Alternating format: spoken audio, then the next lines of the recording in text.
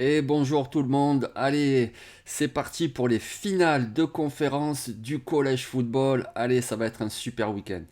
Ça commence dès ce soir, enfin cette nuit pour nous les Français, avec la finale de la Pac-12 entre USC et Utah. Voilà, USC c'est quand même très très excitant à voir avec le super quarterback Caleb Williams, une sorte quelque part de Patrick Mahomes parce que voilà, il sait avoir de la mobilité dans la poche, il sait improviser, il sait faire des lancers, des no-look passes, des choses comme ça. Alors peut-être qu'il fait un petit peu le beau, mais bon, c'est quand même très efficace. Il a de très belles cibles, notamment Jordan Addison, on ne le présente plus, un super receveur qui a vraiment le potentiel pour être un choix du top 10 de la draft. Il a beaucoup d'armes à disposition et ça fait une attaque très excitante à voir jouer. En face, c'est Utah. Utah, alors c'est un peu plus irrégulier, mais là aussi, il y a des choses très intéressantes, comme le quarterback Cameron Rising. Voilà, c'est un peu le symbole de cette irrégularité. Un joueur capable de faire des jeux extraordinaires et puis ensuite de lancer des putains d'interceptions vilaines. Mais c'est quand même un très bon joueur au niveau universitaire. Il a peut-être un avenir à NFL, mais il y a encore du travail à faire. Mais en tout cas, c'est un très bon joueur. Il peut s'appuyer sur un coureur, c'est un petit peu la réincarnation de Derek Henry, alors c'est pas le même niveau non plus, mais je veux dire, c'est un coureur qui est très grand, très costaud, qui défonce tout sur son passage, c'est quand même très intéressant à voir jouer. Utah a également une très très belle arme en défense. L'année dernière, ils avaient le linebacker Devin Lloyd, qui est maintenant est en NFL. Ils ont toujours le cornerback Clark Phillips. Et je sais pas s'ils vont forcément jouer l'un sur l'autre pendant le match. Mais bon, le duel Clark Phillips, Jordan Addison, ça vaut vraiment le coup. Donc ce soir, ça commence à 2 heures du matin. USC face à Utah, franchement, ça vaut le coup d'œil. Au minimum, un petit résumé samedi matin.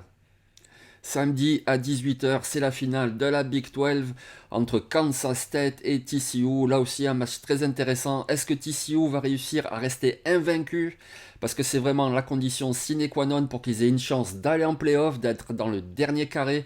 Donc il faut qu'ils restent invaincus, mais ça sera pas simple face à Kansas State parce que voilà, il y a de très belles armes. Allez, vite fait comme ça, une en défense. Le pass rusher, Félix Anodike Uzoma, un très bon pass rusher avec un avenir à NFL. Il en est déjà à 8 sacs cette saison. C'est vraiment un très très bon joueur qui peut défendre la course, qui peut aller mettre la pression. Une arme en attaque, le formidable running back Deuce Vaughn, voilà, vous le connaissez sans doute, il est tout petit, mais alors qu'est-ce qu'il est vif.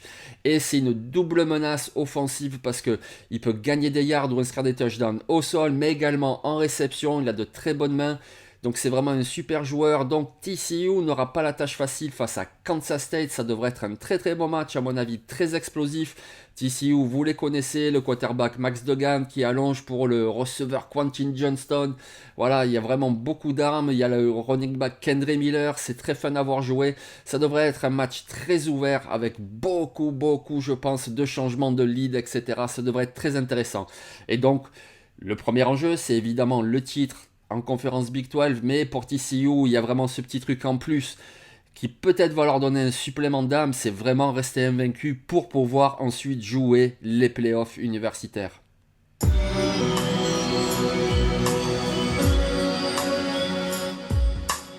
À 22 h, c'est Georgia qui reçoit LSU. Alors LSU, voilà, c'est incliné la semaine dernière, c'est un petit peu dommage, mais bon, ils n'ont pas volé leur place en finale parce qu'ils ont fait une saison bien meilleure qu'attendue. Alors un petit peu KNK, évidemment, il y a eu des hauts, il y a eu des bas, mais finalement, ils s'en sortent plutôt pas mal. Alors ça risque d'être un petit peu une boucherie tant la défense de Georgia est dominante, tant il est difficile de marquer des points contre eux. Mais tout de même, voilà, c'est une très belle confrontation. Georgia, LSU, ça devrait être très fun à voir. Et puis, si vous vous intéressez comme moi à la draft NFL, alors ben voilà, ce match-là, vous aurez des prospects pour la draft 2023 de tous les côtés. Du receveur Keshon Boutte de LSU, à voir ce qu'il va faire contre Georgia. S'il fait une belle performance, il va faire remonter sa cote après une saison pas terrible. De l'autre côté, c'est juste extraordinaire entre Jalen Carter et Kellen Ringo en défense. Entre les deux Titans, alors Brock c'est pas éligible pour cette draft, mais Darnell Washington, l'imposant Darnell Washington, on ne sait pas s'il va se présenter, je vous le rappelle, le 20 janvier, les joueurs ont jusqu'au 20 janvier pour déclarer leurs intentions, mais si Darnell Washington se présente, il a vraiment un potentiel top 50 de la draft, il y a des joueurs sur la ligne offensive, il y a des joueurs même pour un comité de coureurs, je veux dire quelqu'un comme McIntosh ou Kendall Milton, ils seront draftés, j'imagine, 5e, 6e tour, ce sont de très bons joueurs. Vraiment, ça risque d'être une confrontation moins explosive, je pense, qu'en Big Ten, parce qu'à mon avis, les deux défenses sont bien meilleures et donc du coup, ça va vraiment frictionner. À voir également en défense, si BJ Ojulari se reprend, la semaine dernière, c'était pas terrible, mais c'est un très bon pass rusher. C'est sans doute, même très certainement, son dernier match avec LSU. Même s'il y aura peut-être un ball game, il y aura forcément un ball game, mais le jouera-t-il? C'est pas certain. À mon avis, il se présentera à la draft. Donc, BJ Ojulari face à Georgia, cette ligne offensive avec les tackles McClendon et Broderick Jones, donc à voir ce qu'il va faire. Lui aussi, il joue gros par rapport à sa cote à NFL. Bidio Ojulari, le numéro 18, gardez un œil sur lui et surveillez un petit peu ce qu'il fait. À la même heure, un autre match très intéressant, c'est UCF face à Tulane. Voilà, surtout Tulane, moi j'aime bien. Notamment deux joueurs, c'est le linebacker Dorian Williams. Je me souviens de lui en 2020, il avait fait une super saison, mais avait vraiment tapé dans l'œil. En 2021, il avait été bon, mais sans plus, la progression n'était pas restée sur cette même pente. Et puis cette année en 2022, voilà, il est à nouveau extraordinaire. C'est vraiment un très très bon joueur. Alors c'est peut-être pas un premier tour de la draft, il n'a pas ce gabarit-là. Et puis c'est un linebacker, voilà. Donc, mais c'est vraiment un très très bon joueur qui, à mon avis, fin de deuxième tour, début de troisième. Et vous en entendrez parler à NFL, c'est le type vraiment rapide qui intervient d'un côté à l'autre, qui chasse les coureurs, qui sait faire pas mal de choses. Dorian Williams, retenez bien son nom. Autre joueur très intéressant à Tulane, c'est le running back TJ Spears. Voilà, on en parle très peu de ce joueur, mais c'est vraiment un très très bon coureur.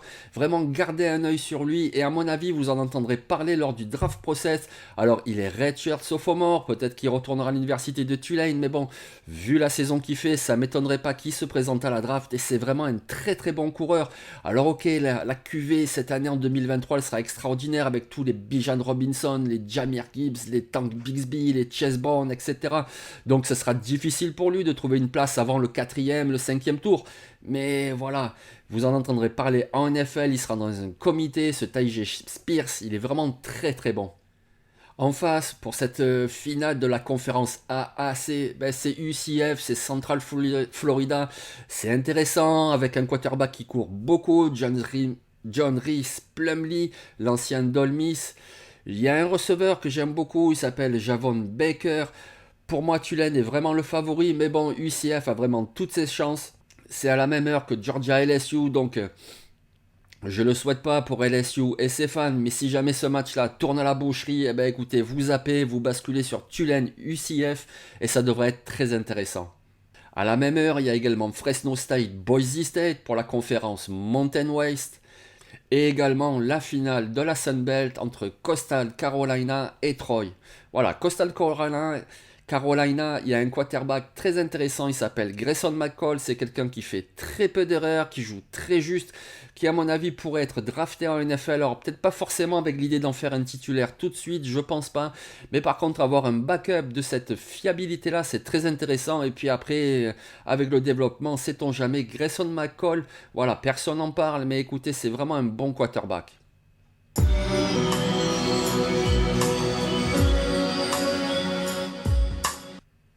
Dans la nuit, vous avez la finale de la ACC entre Clemson et North Carolina. Et ça vaut le coup aussi, North Carolina avec le super quarterback Drake May, qui n'est pas éligible pour cette année. On en parlera l'année prochaine. C'est un très très bon quarterback, d'ores et déjà.